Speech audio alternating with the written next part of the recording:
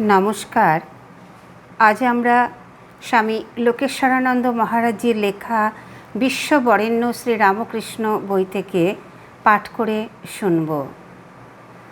ওম নিরঞ্জনং নিত্যং অনন্তরূপম ভক্তানুকম্পাধৃত বিগ্রহম বৈ ঈশাবতারম পরমেশ্বমিড্যং ত্বং রামকৃষ্ণং শিরসা নমামি।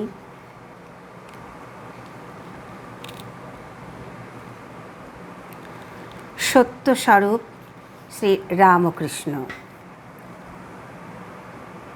শ্রী রামকৃষ্ণের কাছে যারা এসেছেন তারা অনেকেই সাধক হলেও সিদ্ধপুরুষ নন। অনেকে আবার ঈশ্বরে বিশ্বাসও করেন না। বহুবার বহুভাবে এরা তাঁকে পরীক্ষা করেছেন, যাচাই করে দেখেছেন, কিন্তু শেষ পর্যন্ত সকলেই স্বীকার করতে বাধ্য হয়েছেন যে তিনি অসাধারণ। যারা এসেছিলেন উপহাস করতে তারা রয়ে গেল প্রার্থনা জানাতে। শ্রীরামকৃষ্ণের সম্পর্কে এই কথাটা সম্পূর্ণ প্রযোজ্য।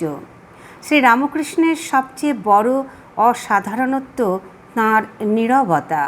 প্রচার বিমুখ ছিলেন তিনি। প্রচারে তাঁর আস্থা ছিল না।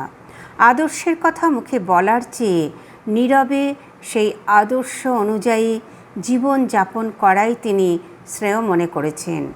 ধর্মপ্রচারকরা সাধারণত নিজেদের অনুগামীদের নিয়ে একটা সম্প্রদায় গড়তে চান। শ্রীরামকৃষ্ণ এর ব্যতিক্রম। কেউ তাকে গুরু কিংবা বাবা বলবে এ তিনি সহ্য করতে পারতেন না। বোধহয় তিনি বলতে চাইতেন যে প্রত্যেকেই তার নিজের গুরু নিজেকেই হতে হবে। কারণ বলেছেন এটাই, প্রতিটি মানুষই অনন্য, প্রত্যেকের পথ আলাদা। যত মানুষ তত পথ। যা একজনের কাছে অমৃত আরেকজনের কাছে বিষতুল্য হতে পারে।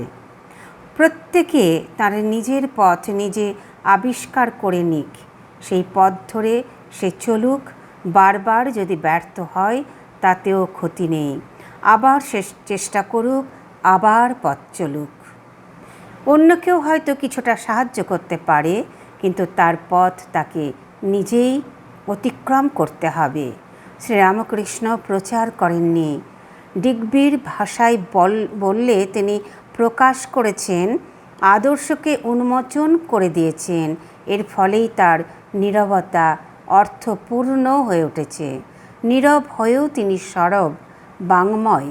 তাঁর আবির্ভাবের পর 150 বছর অতিক্রান্ত হয়েছে, কিন্তু এই নীরব জীবনের এমন আকর্ষণ যে পৃথিবীর সর্বত্র আজ তিনি সুপরিচিত। শুধু পরিচিতই নন, সমাদৃত। কে তার প্রচার করল?